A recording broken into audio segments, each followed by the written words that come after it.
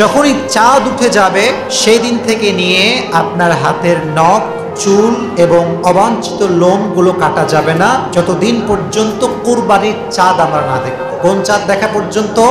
কুরবানির চাঁদ দেখা পর্যন্ত। এটা রাসূলের একটি সুন্নাহ। তবে এটি তাদের জন্য বিশেষ সুন্নাহ যারা কোরবানি করার ইচ্ছা পোষণ করেছে, যারা কোরবানি করবে। যদি কোনো ব্যক্তি কোরবানি করার সক্ষমতা নাই তবুও যদি সে এই আমলটা করে, রাসূল বলেছেন আশা করা যায় কোরবানিকারী ব্যক্তি কাজটা করলে যে সওয়াব পাবে, কোরবানি না করেও বান্দা যদি এই আমল করে তবুও সে সওয়াবটা পেয়ে যাবে। এক নম্বর আমল। দুই নম্বর যে আমল সেটি হচ্ছে যিলহজ মাসের প্রথম 9 দিন আপনারা সকলেই রোজা রাখার চেষ্টা করবেন। কি রাখার চেষ্টা করবেন? রোজা, নফল রোজার নিয়ত করবেন। আর আরাফার দিনের রোজা আপনারা সকলেই রাখবেন। পারা যাবে ইনশাআল্লাহ। রাসূল বলেছেন যে ব্যক্তি আরাফার দিনের রোজা রাখবে, রাসূল করিম সাল্লাল্লাহু আলাইহি ওয়াসাল্লাম অ্যানাউন্সমেন্ট দিয়েছেন যে আল্লাহ তার বিগত 1 বছরের গুনাহ এবং আগামী 1 বছরের গুনাহ মাফ করে দেবেন। এটা অ্যামেজিং সিগনিফিকেন্স। এজন্য যত যাই হোক না কেন আরাফার দিন রোজা আমরা সকলে রাখবো। পারা যাবে ইনশাআল্লাহ। 3 নাম্বার আমল হচ্ছে বেশি বেশি নফল ইবাদত করবেন। তার ভেতরে সবচেয়ে উত্তম নফল ইবাদতের নাম হচ্ছে তাহাজ্জুদের নামাজ। এটা যে শুধুমাত্র আপনি পড়লে সওয়াব পাবেন তা না, বরং তাহাজ্জুদের নামাজের জায়নামাজে যারা যা কিছু চেয়েছে ইতিহাস সাক্ষী তারা তাই কিছু পেয়ে গিয়েছে। তাহাজ্জুদের নামাজ এটা অনেক দামি জিনিস ভাইরা। এজন্য এই কয়টা দিন অন্তত পক্ষে অ্যালার্ম দিবেন 4টার আগে, 3:30 বা 3টার সময় ট্রাই করবেন যে যিলহজ মাসের এই 10টা দিন যেন আমাদের কারো তাহাজ্জুদ মিস না হয়। পারা যাবে ইনশাআল্লাহ। 4 নাম্বার আমল হচ্ছে অনেক গুরুত্বপূর্ণ আমল, সেটি হচ্ছে যিলহজ মাসে আমরা তওবা করব একজনের কাছে। তিনি কে? আন্তরিকভাবে তওবা করতে হবে, আন্তরিকভাবে। তওবারও কিন্তু অনেক সিস্টেম আছে। আপনি আল্লাহকে বলেন আল্লাহ ক্ষমা করে দিন, পারলে ক্ষমা করলো, না করলে নাই, কোনো পরোয়া নাই, আই ডোন্ট কেয়ার। কথার সাইজটা এরকম আর কি, মানে বলে না এই কথা কিন্তু ও এমন ভাবে আল্লাহর কাছে ক্ষমা চায়, শেষ। এরকম দোয়া আছে না, দেখেন না আপনারা? এই যে এভাবে করে এটা রশি পাকায় দিয়ে মুখ মুছে শেষ। তো এইটা বোঝায় দোয়া কবুল করলো কি না করলো কি, এরকম একটা অ্যাটিটিউড প্রকাশ পায় কি পায় না? পায়। কিন্তু আমরা এভাবে তওবা করবো না, একদম অশ্রুসিক্ত আমাদের নয়ন থাকবে, আমাদের চোখে পানি থাকবে, একাগ্রতার সাথে আমরা আল্লাহর কাছে বলবো আল্লাহ তুমি আমাদের জীবনের সমস্ত গুনাহ খাতা মাফ করে দাও। পড়ুন আমিন। আল্লাহ বলছেন শোনো, কুল ইয়া ইবাদ, কোরআনের আয়াত বলছি, স্পষ্ট আয়াত। এটা আমি এর আগেও বলেছি, এখানে বারবার আমি এটা রিপিট করি, একটা কারণ আছে। আল্লাহ বলছেন কুল ইয়া ইবাদিয়াল্লাযীনা আসরাফু আলা আনফুসিহিম লা তাকনাতু মির রাহমাতিল্লাহ। অগ্রিম আগেই পড়েন সুবহানাল্লাহ। আল্লাহ বলছেন হে সীমালঙ্ঘনকারীরা, যারা গুনাহ করতে করতে করতে শেষ। আল্লাহ এখানে শুধুমাত্র মুসলমানদেরকে বলেন নাই, মুসলমান হোক, গায়রে মুসলমান হোক, কাফের হোক, ইহুদি হোক, যেই হোক না কেন, হে আমার বান্দা। বান্দা কি শুধু মুসলমানরাই আল্লাহ, নাই কাফেররাও আল্লাহর বান্দা? সবাই আল্লাহর বান্দা। আল্লাহ বলছেন হে আমার বান্দারা, লা তাকনাতু Mir রাহমাতিল্লাহ, never lose hope from the mercy of your Lord। তুমি যেই হও না কেন আমি আল্লাহর রহম থেকে তুমি নিরাশ হয়ে যাও না। এত আস্তে পড়লেন, জবান খুলে বলেন সুবহানাল্লাহ। তুমি নিরাশ হয়েই যেও না, নিরাশ হওয়ার কোনো প্রয়োজন নাই। কি সুন্দর একটা আয়াত। এই আয়াতটা আপনার জীবনের সব ডিপ্রেশন, সব হতাশা দূর করে দেবে। একটা মাত্র আয়াত, লা তাকনাতু মির রাহমাতিল্লাহ, হতাশ হয়ে যেও না। Just raise your hand to your lord and you have to say, oh my Lord, I have done lot of sins in my life। রব আমি আমার জীবনে অনেক গুনাহ করেছি। এভাবে আল্লাহকে বলবেন যে আল্লাহ কেউ জানে না, কেউ পৃথিবীর জানে না, আমার আব্বা জানে না, মা জানে না, সন্তান জানে না, পৃথিবীর কেউ জানে না যে আমি কি করেছি আমার লাইফে, বাট ইউ নো দ্যাট। তুমি তো জানো যে আমি কি করছি, আমি কত বড় পাপিষ্ঠ বান্দা। এভাবে আল্লাহকে বলবেন, আল্লাহর কাছে সব কষ্টগুলো শেয়ার করবেন। আল্লাহ বলে বান্দা তুই যদি এইভাবে আমারে বলতে পারিস, পরের আয়াত, ইন্নাল্লাহা ইয়াগফিরু যুনুবা জামিআ, ইন্নাল্লাহা ইয়াগফিরু যুনুবা জামিআ, indeed and verily I will forgive all the sins of your life। আমি আল্লাহ রাব্বুল আলামিন তোর তওবার সঙ্গে সঙ্গে তোর সমস্ত তওবা কবুল করে নেব, তোর সমস্ত গুনাহ খাতা মাফ করে দেব। এটা স্পষ্ট কোরআনের আয়াত। ইয়াগফিরু যুনুবা জামিআ, জামিআ এর অর্থ হচ্ছে এভরিথিং। জামিয়া এর অর্থ কি? এভরিথিং। তুই যতবার আমার কাছে ক্ষমা চাইবি ততবার আমি আল্লাহ ক্ষমা করতে প্রস্তুত আছি। আপনি গুনাহ করতে করতে ক্লান্ত হয়ে যাবেন, একসময় গুনাহ আর ভালো লাগবে না, কিন্তু আল্লাহ বলে বান্দা আমি কোনোদিন ক্ষমা করতে করতে ক্লান্ত হব না। সুবহানাল্লাহ। আল্লাহ রেডি ক্ষমা করার জন্য, আপনাকে শুধু তওবা করতে হবে। এজন্য এই মাসে সকলে আল্লাহর কাছে খাঁটি অন্তরে তওবা করে যাবেন তো ইনশাআল্লাহ। আপনাদের আওয়াজটা খুব মরা হয়ে গেল যে, সবাই বলেন ইনশাআল্লাহ। ইন্নাহু হুয়াল গফুরুর রহিম। আল্লাহ বললেন গোলাম শোনো, তুমি যদি অন্তর থেকে আমি আল্লাহর কাছে তওবা করতে পারো, তুমি জেনে রাখো সবচেয়ে দয়াময় একজন তিনি কে? আবার বলেন কে? সবচাইতে মেহেরবান একজন তিনি কে? মেহেরবান তুমি, মেহেরবান। মেহেরবান কে? সকলে তওবা করবেন তো ইনশাআল্লাহ। 4 নম্বর আমল হচ্ছে আমরা তওবা করব। 5 নম্বর আমল হচ্ছে আমরা বেশি বেশি জিকির করব। বেশি বেশি কি করব? জিকির করবেন কি? আমি এই মসজিদে প্রায় 10 বারের বেশি শিখিয়েছি। জিকির করবেন 4টা জিকির সব সময়। বলেন কয়টা? 1 নাম্বার সকলেই পড়েন সুবহানাল্লাহ। সকলেই মন খুলে পড়েন আলহামদুলিল্লাহ। সকলেই পড়েন লা ইলাহা ইল্লাল্লাহ। আরো বেশি উচ্চ স্বরে উচ্চ কণ্ঠে সকলেই তাকবীর পাঠ করেন আল্লাহু আকবার।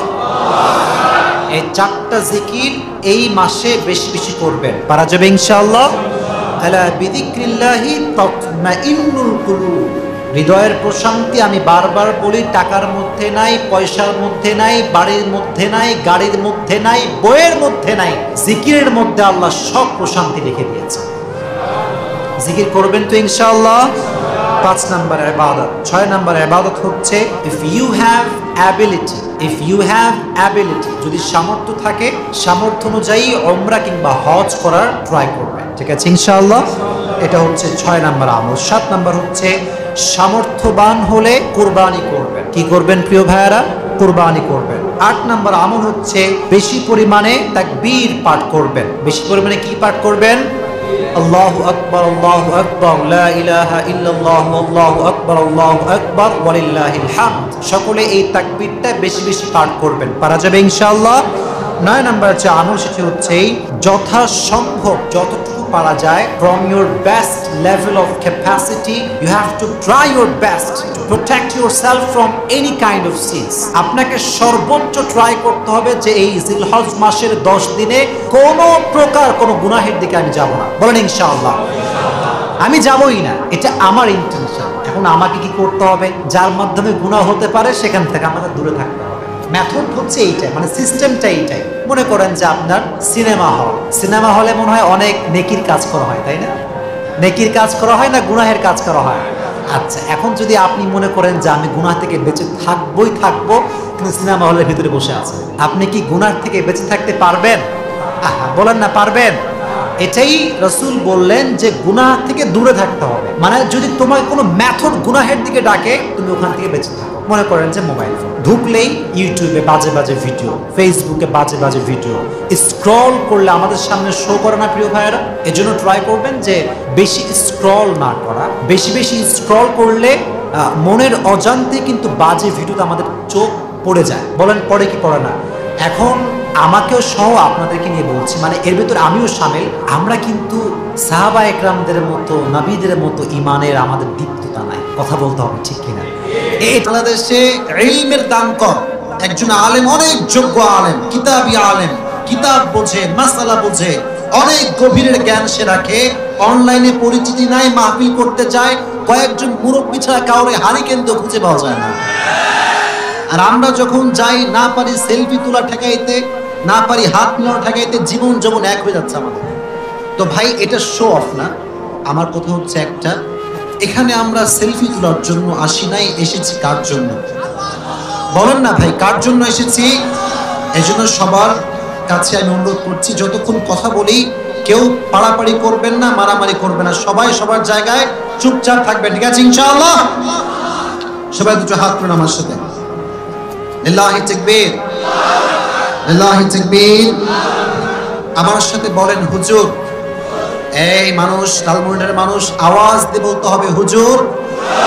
যেহেতু আজকে চলে আসছি আমি ওয়াদা করছি যতক্ষণ ওয়াজ চলবে আমি কোনো প্রকার বিশৃঙ্খলা করব না, আর শেষ পর্যন্ত মোনাজাত করে বাসায় ফিরে যাব। আওয়াজ দিয়ে বলতে হবে ইনশাআল্লাহ। হাত নামাও। সারা চলুক, সমস্যা না, আমাকে খালি এপার দিয়ে বের করে দিবেন, এই যে এপার দিয়ে, ঠিক আছে ইনশাআল্লাহ। আপনারা বসবেন, কোরআন শরীফ পড়বেন, যা করার করবেন, আমারে বের করে দিলেই হবে। আচ্ছা, আজকে আমরা যে কোরআন থেকে কথা শুনবো, কোরআনটার নাম, এই কিতাবটার নাম কি? কিতাবটার নাম কি?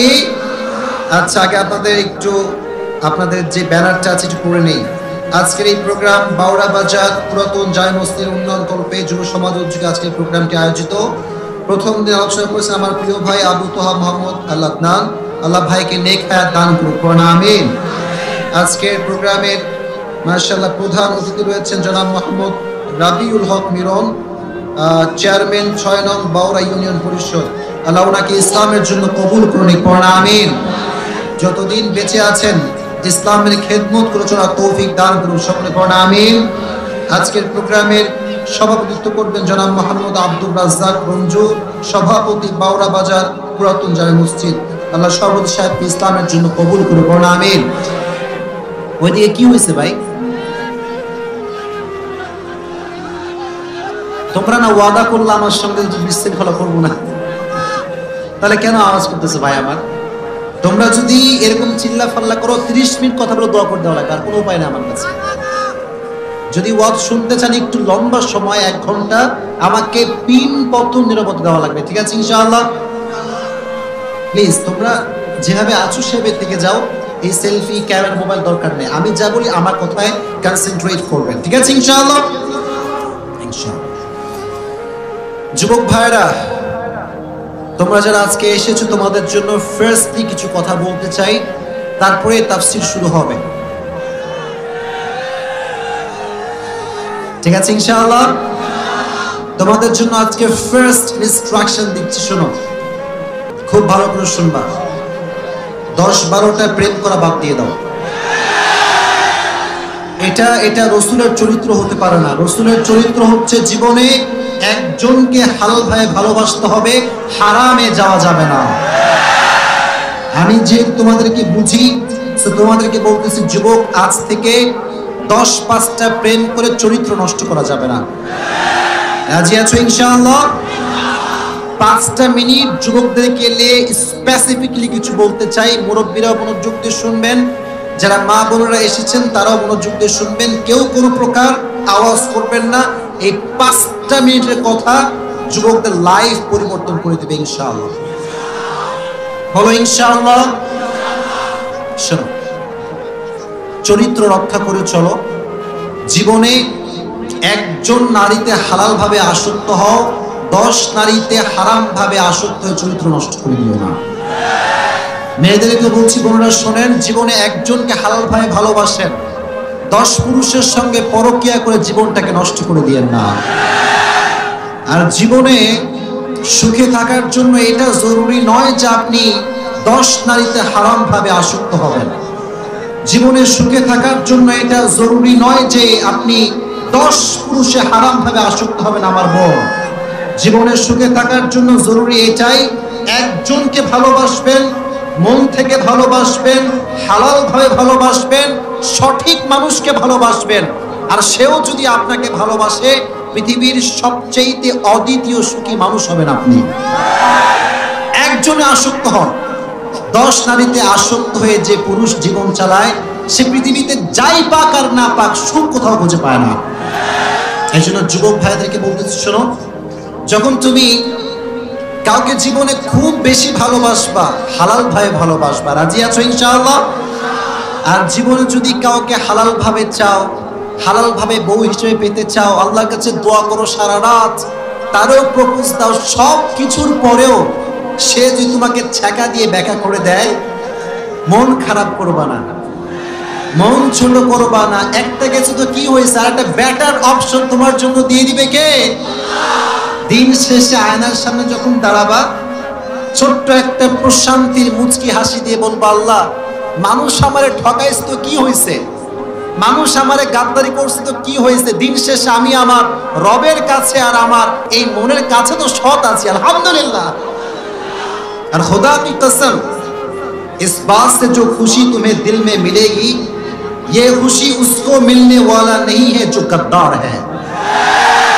যারা সৎ থাকে তাদের মনে আল্লাহ তাআলা আল্লাহর পক্ষ থেকে একটা অসাধারণ শান্তি ঢুকিয়ে দেয়, সুবহানাল্লাহ পড়েন। আর যে পুরুষের কাছে হাজারো নারীর অপশন থাকা সত্ত্বেও যুবকটা শুধুমাত্র একজন নারীতে আসক্ত হয়, একজনকে হালাল ভাবে ভালোবাসে, তার মতো অসাধারণ ব্যক্তিত্ব দুনিয়াতে আর কারো হতে পারে না। আর যে নারীর সুন্দর রূপের কারণে হাজার পুরুষ তার জন্য পাগল হয়, আর সেই নারীও শুধুমাত্র একজন পুরুষকে আল্লাহর জন্য হালাল ভাবে ভালোবাসতে চায়, সেই নারীর মতো অসাধারণ ব্যক্তিত্ব আর কারো হতে পারে না। যুবক ভাইরা আজ থেকে চরিত্র রক্ষা করে চলবা, রাজি আছো ইনশাআল্লাহ? আওয়াজ নাই, জোরে বলো ইনশাআল্লাহ। আর শোনো, যখন হালাল ভাবে ভালোবাসবা, একজনে আসক্ত হবা, উপকার হবে দুইটা। আওয়াজ দিয়ে বলতে হবে, উপকার হবে কয়টা? আওয়াজ নাই, এতগুলো যুবক, জোরে বলো কয়টা? This is very important lecture for you man, মনোযোগ দিয়ে শুনতে হবে। এক নম্বর উপকার হচ্ছে, মনে করো তুমি কাউরে বিয়ে করছো, যুবক কি করছো বলো না, আমার সঙ্গে কথা বলো, কি করছো? মোটামুটি তোমার বউটা অনেক সুন্দর, মাশাআল্লাহ, অনেক ভালো, অনেক কোয়ালিফাইড এবং তার চরিত্র খুব ভালো, কিন্তু তুমি তোমার বউকে পছন্দ করো না, হালাল ভাবে আসক্ত হতে পারো নাই। তো যখন রাস্তাঘাটে বের হবা, দেখবা যে আয় হায় রাস্তাঘাটে কত সুন্দরী বউ রে, কি আছে না নাই? তখন তোমার এই মনে আফসোস শুরু হবে যে কি রে, আমি কারে পাইলাম, এই খ্যাত কই থেকে আসছে রে, মনে আফসোস শুরু হবে। কিন্তু যখন একজনকে ভালোবাসবা, হালাল ভাবে ভালোবাসবা, আসক্ত যখন হবা, পৃথিবীর হাজারো সুন্দরী তোমার সামনে দাঁড়িয়ে যাক, তোমার মন এই কথাই বলবে যে তোরে আল্লাহ যারে দিছে ওর চাইতে সুন্দরী আর কেউ হতে পারে না। This is called inner peace, এটা হচ্ছে মনের প্রশান্তি। এজন্য হালাল ভাবে ভালোবাসবে, এক নাম্বার উপকার যেটা পাবা এটা হচ্ছে মনের প্রশান্তি, সুবহানাল্লাহ পড়ো। আর দুই নাম্বার যে উপকার পাবা সেটা হচ্ছে, জীবনে যদি এক নারীতে আসক্ত হও, মেয়েদেরকে বলছি যে জীবনে আপনি এক পুরুষে আসক্ত হন, দুই নাম্বার উপকার হচ্ছে আপনার চরিত্র হেফাজত করবে কে? এই যে এত পরকীয়া বাংলাদেশে কেন হয়? পরকীয়া কেন? স্বামী তার স্ত্রীতে সন্তুষ্ট নয়, স্ত্রী তার স্বামীতে সন্তুষ্ট নয়, কথা ঠিক কিনা বলেন? কিন্তু যখন হালাল ভাবে ভালোবাসা আছে, একে অপরকে ট্রাস্ট করে ভালোবাসে, একে অপরের প্রতি পরিপূর্ণ আসক্ত, তখন পরকীয়ার শব্দ আর আসে না।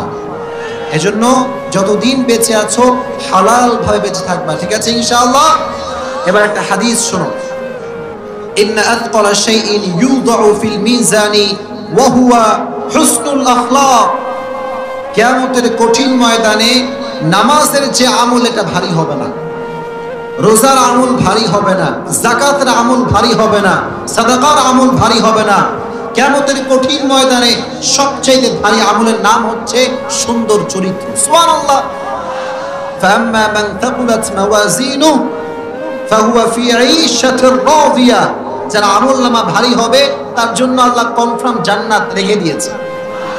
এজন্য আজ থেকে চরিত্র বাঁচিয়ে চলবা, 10 নারীতে নয়, এক নারীতে আসক্ত হবা, ঠিক আছে ইনশাআল্লাহ?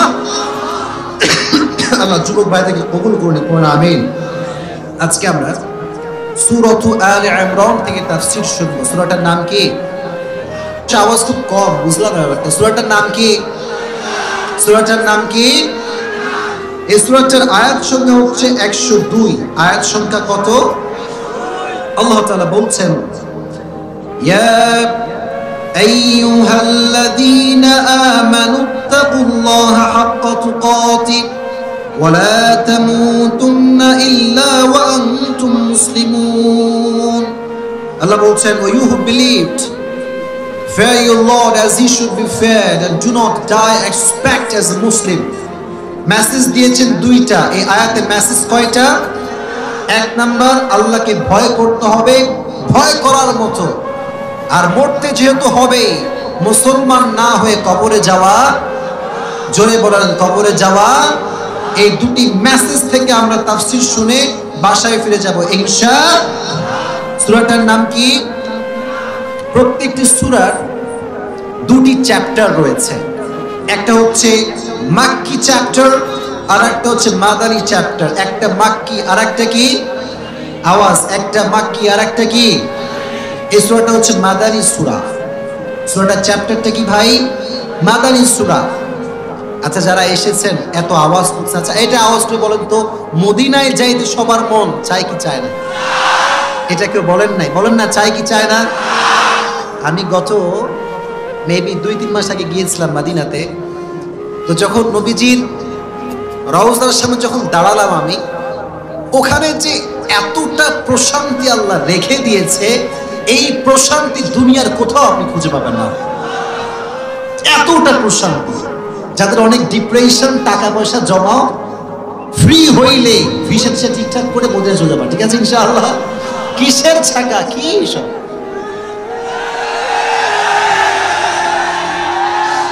It's nothing, man.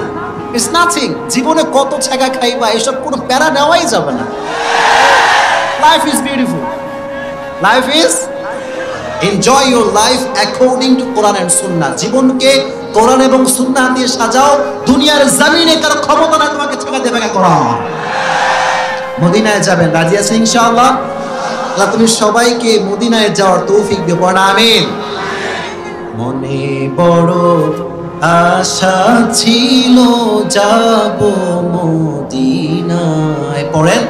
মনে বড় আশা ছিল যাব মদিনায়, সালাম আমি করব গিয়ে, সালাম আমি করব গিয়ে নবীর রওজায়। মনে বড় আশা ছিল যাব মদিনায়, পড়াবে। তাহলে এই সূরাটা হচ্ছে মাদানী সূরা। আল্লাহ বলছেন, ইয়া আইয়ুহাল্লাযীনা আমানু তাকুল্লাহা হাক্কা তুকাতিহ। আল্লাহ বলছেন, গোলাম হে ইমানদারেরা, আল্লাহকে ভয় করো। শুধু ভয় করলে হবে না, ভয় করার মতো ভয় করার দরকার আছে না নাই? এটাকে বলা হয় তাকওয়া। তাকওয়া মিন্স ফিয়ার অফ লর্ড, আল্লাহর ভয়। এই তাকওয়া কাকে বলা হয়? হাদিস থেকে শুনেন। হাদিসে এসেছে, একবার উবাই ইবনে কাব রাদিয়াল্লাহু তাআলা আনহু এবং ওমর রাদিয়াল্লাহু তাআলা আনহু এক মজলিসে বসেছিলেন। হঠাৎ করে কথা উঠলো, মা তারিফুত তাকওয়া, what is the definition of তাকওয়া? তাকওয়া কাকে বলা হয়? প্রশ্ন উঠলো। একজন সাহাবী এক একটা জবাব দেয়। একজন সাহাবী বলে এটার নাম তাকওয়া, আর একজন সাহাবী বলে ওইটার নাম তাকওয়া। ভেজাল আছে না নাই? একজন এক একটা কয়। আসলে কোনটা সবচেয়ে বেস্ট? ওমর রাদিয়াল্লাহু তাআলা আনহু খেয়াল করলেন কোনার ভিতরে উবাই ইবনে কাব চুপচাপ বসে আছেন, কোনো কথা কয় না। উনি বললেন, উবাই ইবনে কাব, মা তারিফুত তাকওয়া, আপনি আমাকে বলেন যে তাকওয়া কাকে বলা হয়, তাকওয়ার সংখ্যাটা কি? উবাই ইবনে কাব বলল, ওমর আমার কথা কি বোঝা যায়? বোঝা যায়? ওমরকে বলল, ওমর তুমি কি কখনো কাঁটাযুক্ত রাস্তা হেঁটেছো? কাঁটাযুক্ত রাস্তা, চতুর্পাশে কাঁটা, সাপ, বিচ্ছু দিয়ে পুরো জঙ্গলটাই ভরপুর, এমন কোন রাস্তায় কি কখনো তুমি হেঁটেছো ওমর? ওমর বলল, ইয়েস, আমি তো হেঁটেছি। তুমি কেমন করে হেঁটেছো ওমর? ওমর বলল, আমি হাতে লাঠি নিয়েছি, শক্ত জুতা পরেছি যেন কাঁটা না লাগে, আর সাপ বিচ্ছু আসলে প্রতিহত করতে পারি, এজন্য লাঠির দরকার আছে না নাই? উবাই ইবনে কাব বললেন, এটার নামই হচ্ছে তাকওয়া। সুবহানাল্লাহ পড়েন। ওমর বললেন, এটা তাকওয়া? এটা কেমনে হতে পারে? এখানে তাকওয়া ডেফিনেশনটা কোথায় লুকায় আছে? উবাই ইবনে কাব বলল, ওমর শোনো, দুনিয়ায় যখন তুমি চলবা, একদম মনোযোগ দিয়ে শোনো, কথাগুলো বুঝতে হবে। দুনিয়ায় যখন চলবা খুব ভালো করে দেখবা, হালালের সঙ্গে এখন আজকাল হারাম ঢুকে গিয়েছে। আসতে বললেন যে ভাই, আরো জোরে বলেন ঠিক কিনা? আচ্ছা বলেন, বিয়েটা হালাল না হারাম? কিন্তু এখন বিয়েতে হালাল, বিয়েতে ডিজে গান ছাড়া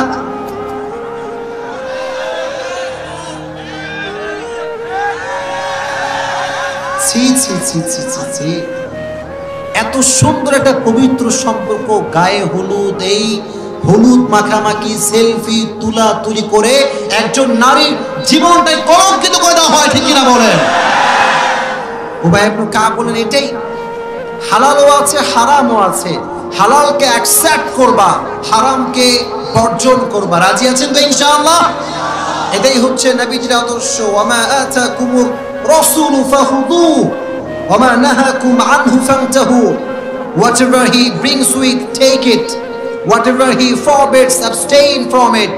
নবীজি যা বলেছেন তাই ধরো, নবীজি যা ছাড়তে বলেছেন তাই ছাড়ো, তুমি কনফার্ম জান্নাতি হয়ে যাবা। সুবহানাল্লাহ পড়েন। এজন্য উবাই ইবনে কাব বললেন দুনিয়াতে হালালও আছে হারামও আছে, যে ব্যক্তি হালালকে গ্রহণ করবে, হারাম থেকে বাঁচবে, তাকে মুত্তাকি হিসেবে ঘোষণা করে দিবে একজন, তিনি কে? হারাম থেকে বাঁচবেন। রাজি আছেন তো ইনশাআল্লাহ?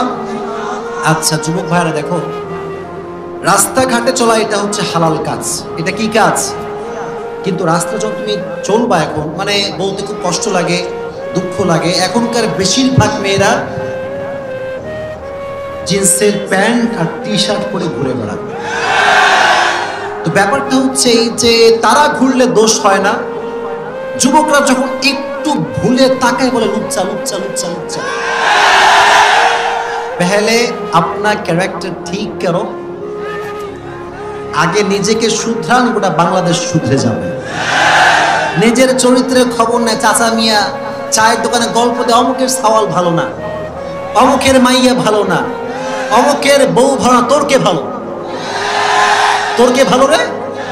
যে মানুষের নামে বদনাম করে, গীবত করে, সে সবচেয়ে বড় জঘন্যতম পাপী। কথা বলেন ঠিক কিনা? এজন্য দুনিয়াতে হালালও আছে হারামও আছে। আজ থেকে নিয়ত করলাম হালালকে গ্রহণ করব, হারামকে গ্রহণ করা যাবে। This is the first definition of তাকওয়া। এটা হচ্ছে তাকওয়া প্রথম সংজ্ঞা। দ্বিতীয় সংজ্ঞাটা কি? কেউ দেখে না, কেউ শোনে না, দেখে কে? আওয়াজ দিয়ে আল্লাহকে ডাকেন, বলেন কে? কেউ শোনে না, শোনে কে?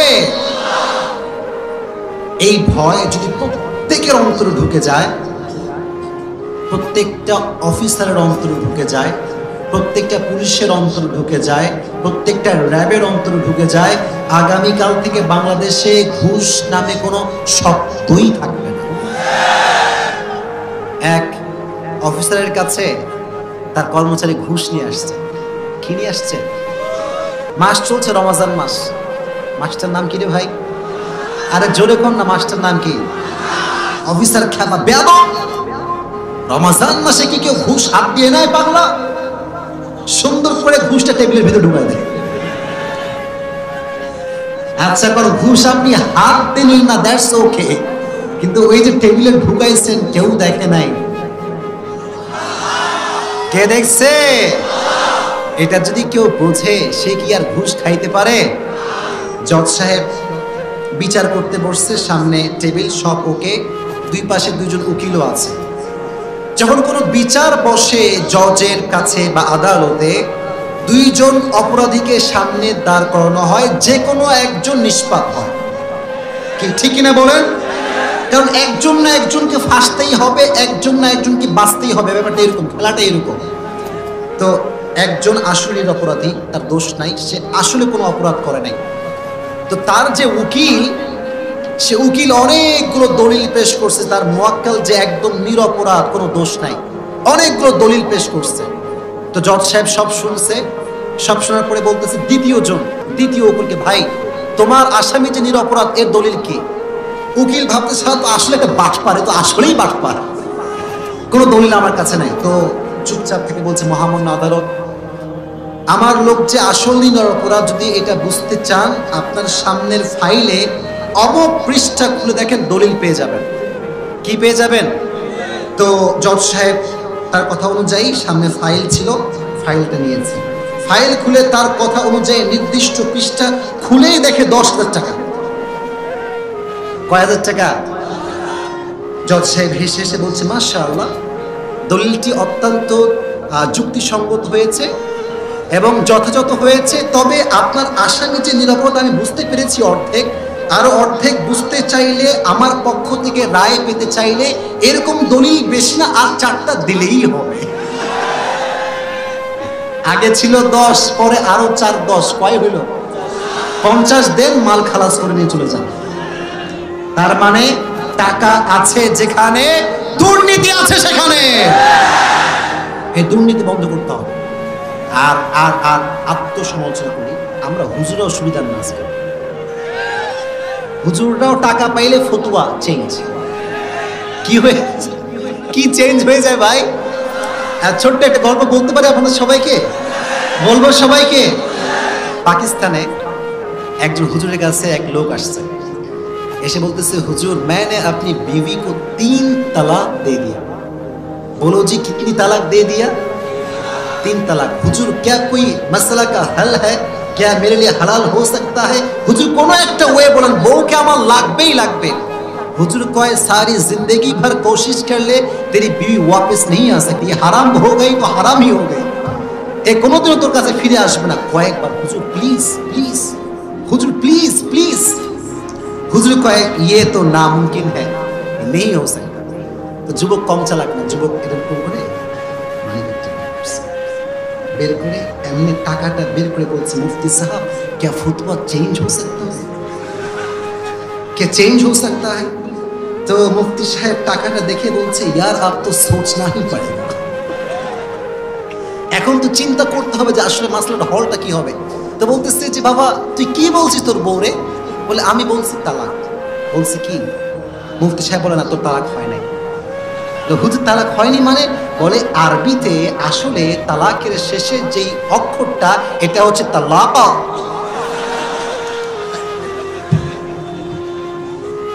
কফ, এই যুবকরা পড়ো নাই তোমরা? কম কলার হরফের প্রথম হরফটার নাম কি? আছে না? তো হুজুর বলতেছে উচ্চারণ হবে তালাক, আর তুই বলেছিস তালাক। তো তালাক হয় নাই, যা মাসলা হল, টাকাটা আমার দিয়ে যা।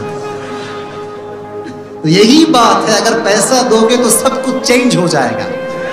তো এটা চেঞ্জ হবে না কখন? আল্লাহ যে আমাকে সর্বাবস্থায় অবজার্ভ করছেন, Allah is observing myself in every single time. প্রতিটা মুহূর্তে আল্লাহ আমাকে দেখছে। এই ভয় যার হৃদয়ে থাকবে, আল্লাহর কসম সে সুদও খাবে না, ঘুষও খাবে না।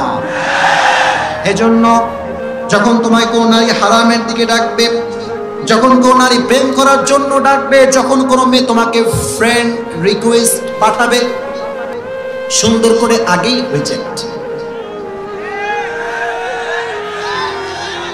এটা ক্যান্সেল হয়ে যাবে। মেয়ে যদি মেসেজ করে পরে কি আবার আমার মতো সুন্দরী মেয়ে আপনাকে, আপনার মতো আবুলকে ফ্রেন্ড রিকোয়েস্ট পাঠালাম, আপনি ক্যান্সেল করলেন কেন? বলে বাবাজি আমার দরকার নাই, কেউ না দেখলেও। কে দেখে? যাদের হৃদয়ে আছে আল্লাহর ভয়, তারা কবু পথ ভুলে যায় না। আল্লাহর প্রেম ছাড়া এই দুনিয়ায় কারো কাছে কোনো কিছু চায় না, ঠিক না? এজন্য ভয় রাখতে হবে একজনের, তিনি কে? ওমর ফারুক রাদিয়াল্লাহু তাআলা আনহু। গভীর অন্ধকার রাত, রাজ্যের ভেতর থেকে বের হয়ে গিয়েছেন দেখার জন্য প্রজাদের কি অবস্থা চলতেছে, কে কি অবস্থায় আছে। হঠাৎ করে একটা বাসার সামনে থেমে গিয়েছেন। খুব খেয়াল করে দেখছেন যে বাসার ভেতরে মা এবং মেয়ের মাঝে কথা চলছে।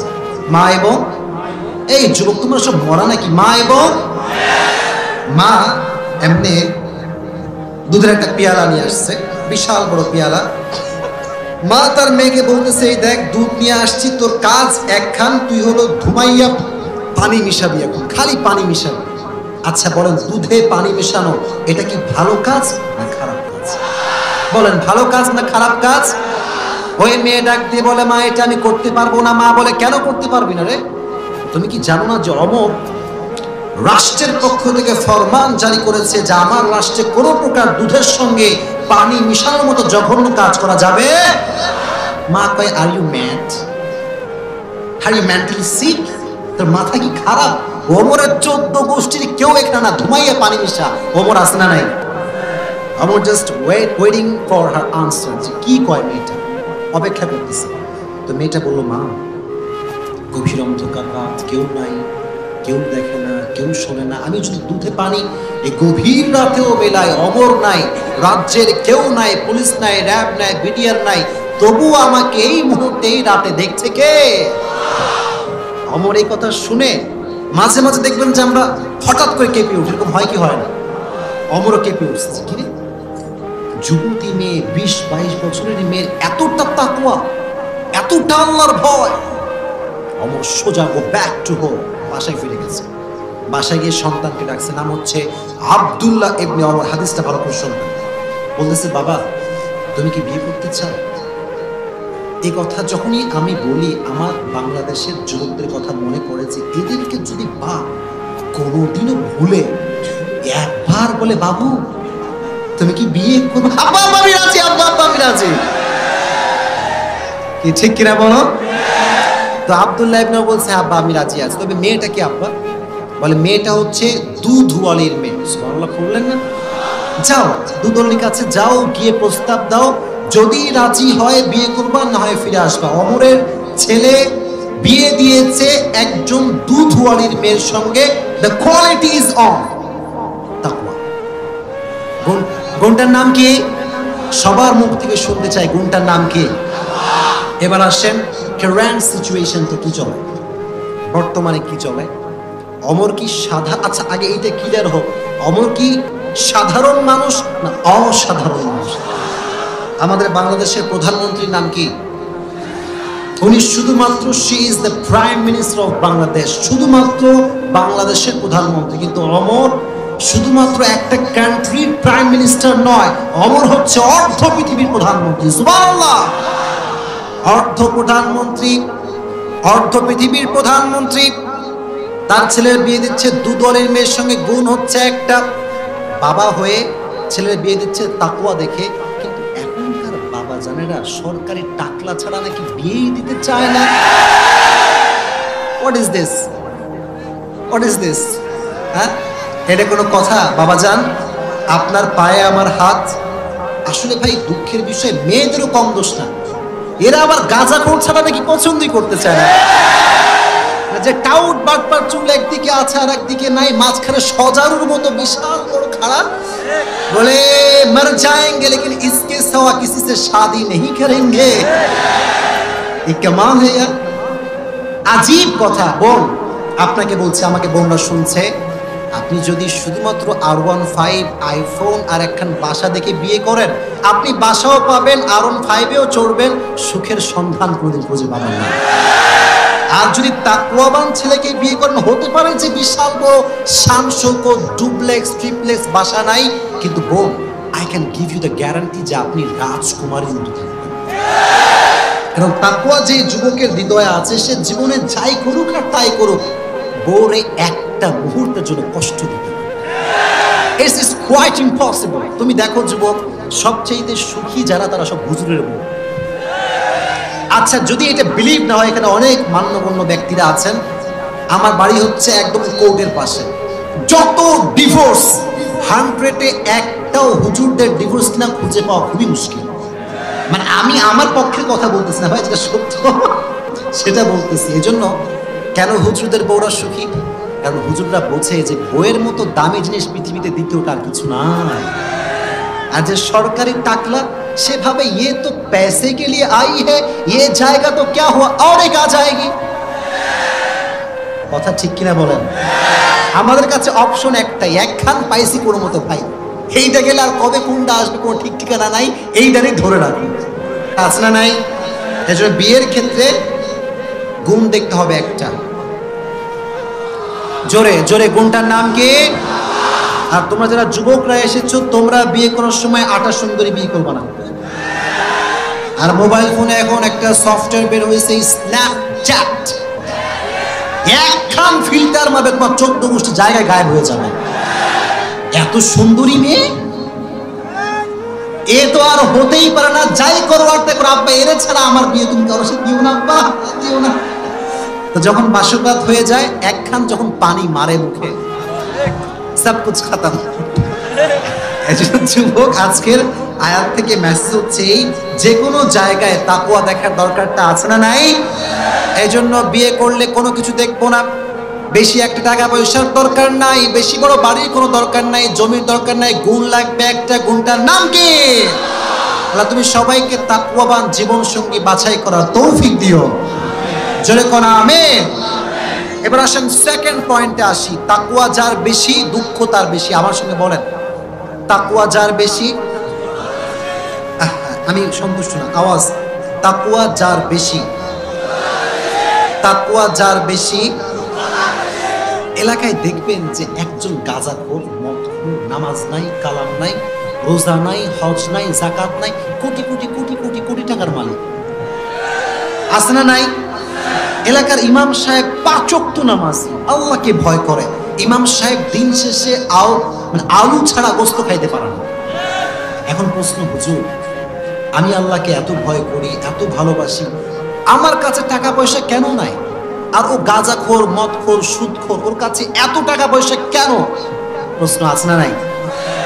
এই প্রশ্ন বোঝাবার জন্য ছোট্ট একটা স্টোরি বলছি, শুনবেন তো সবাই ইনশাআল্লাহ। একজন লোকের 2টা প্রাণী ছিল, একটা ছাগল আর একটা গাধা। একটা ছাগল আর একটা কি? আওয়াজ, একটা ছাগল আর একটা কি? তো একদিন ছাগল গাধারে ডাক দিয়ে বলছে, গাধা, হাই রে গাধা, তুই শালা আসলেই একটা গাধা, তুই আসলেই একটা কি? তো গাধার মন খারাপ। গাধা কয়, ইউ আর রাইট, আমি তো গাধাই, তো গাধা বলে গালি দিস কেন? গাধা তো আমি, আবার বলতে হবে কেন? তো ছাগল বলতেছে, তুই কি বুঝিস না যে মালিক আমাকে কত ভালোবাসে, কত কিছু খাওয়ায়, চা খাওয়ায়, কফি খাওয়ায়, বস্তু খাওয়ায়, ক্ষীর দেয়, ভুসি দেয়, কত কিছু দেয়, আর তোরে সারাদিন কিলায় আর লাথি দেয়, তুই শালা আসলেই একটা গাধা। তো গাধা বলতেছে, আসলেই তাই, আমি আসলেই গাধা।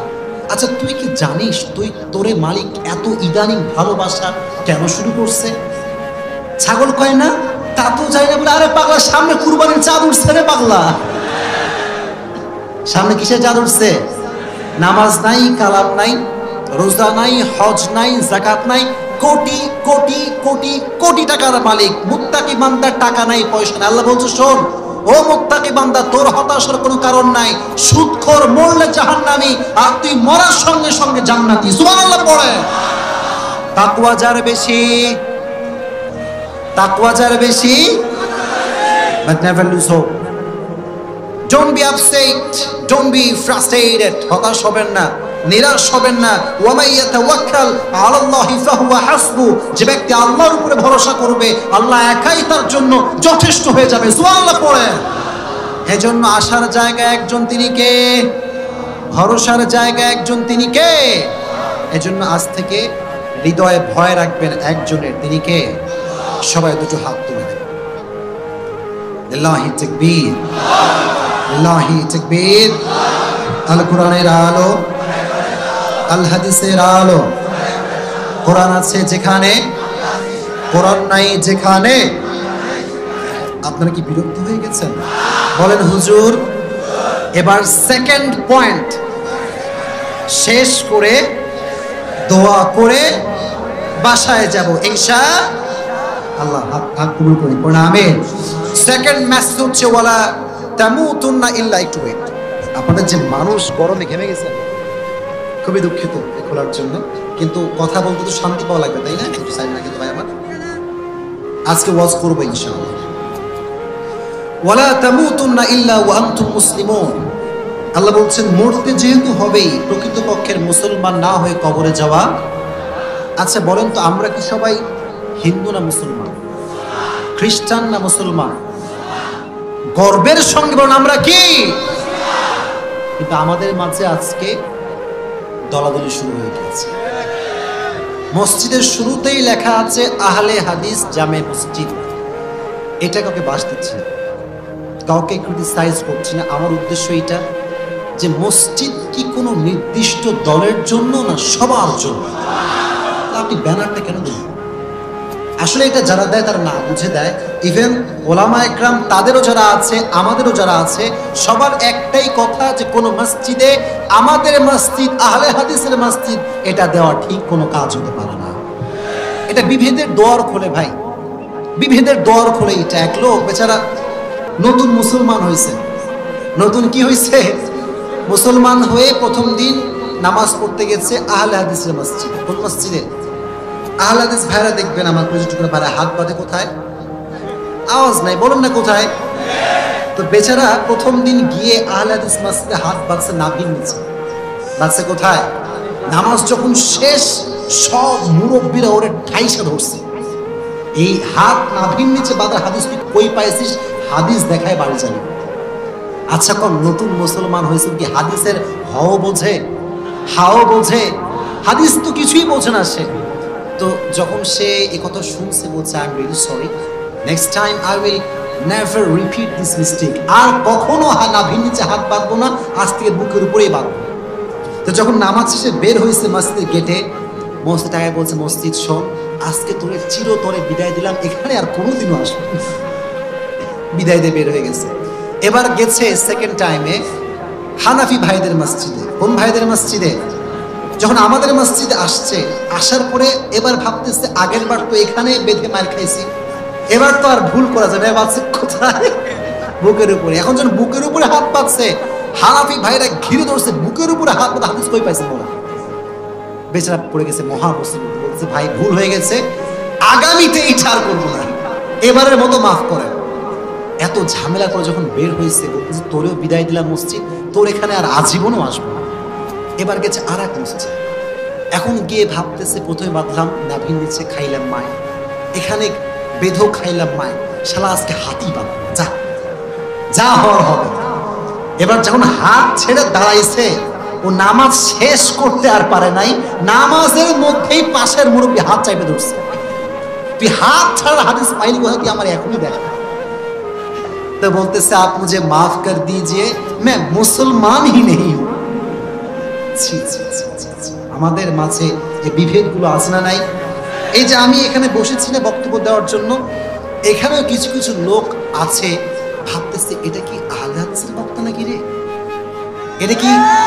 এটা কি সুন্নির লোক নাকি রে, এটা কি হেফাজতের লোক নাকি রে? ভাই এইসব হেফাজত জামাত চরমনে বলার সময় নাই। আমাদের প্রথম পরিচয় আমরা মুসলমান ঘরের সন্তান। This is our first identity. এটা আমাদের প্রথম পরিচয় যে আমরা হানাফি নই, মাযহাবি নই, লামাযহাবি নই, আমরা আহলে হাদিস নই। আমাদের প্রথম পরিচয় আমরা মুসলমান ঘরের সন্তান, আর আমরা সব মুসলমান। এটা মাথায় থাকবে তো ইনশাআল্লাহ। এজন্য আল্লাহ বললেন গোলাম শোনো, মরতে যেহেতু হবে, এই মুসলমান না হয়ে কবরে আসা যাবে না। বলেন তো মরতে হবে কি হবে না? কুল্লু নাফসিন, everyone has to take the test of death. প্রতিটা মানুষকে মৃত্যুর স্বাদ গ্রহণ করাবে একজন, তিনি কে? আমি জানি না এখানে নামাজ কে পড়েন আর কে পড়েন, এটা আমি জানি না। বাকি নামাজি বান্দার মৃত্যু আর বেনামাজি বান্দার মৃত্যুর মাঝে পার্থক্য আছে না? নামাজি বান্দার সামনে যখন মালাকুল মউত এসে দাঁড়াবে, একটা সাদা ধবধবে যুবকের বেশে আসবে, সুবহানাল্লাহ পড়ে। মালাকুল মউত যখন নামাজি বান্দার সামনে এসে দাঁড়াবে, নামাজি মুরব্বির সামনে দাঁড়াবে, মুরব্বির মুখ দিয়ে অটোমেটিক একটা মুচকি হাসি বের হতে শুরু করবে, মুচকি হাসি দিতে শুরু করবে। আর সে অনুভব করবে যে আমার অশান্তির জীবন শেষ, শান্তির জীবন শুরু হতে যাচ্ছে। সুবহানাল্লাহ পড়লেন না যে ভাই? মুমিনের মৃত্যু হচ্ছে জেলখানার থেকে মুক্তি। আল্লাহু আকবার। আর যখন বেনামাজির সামনে মালাকুল মউত দাঁড়াবে, বেনামাজির চোখটা উপরে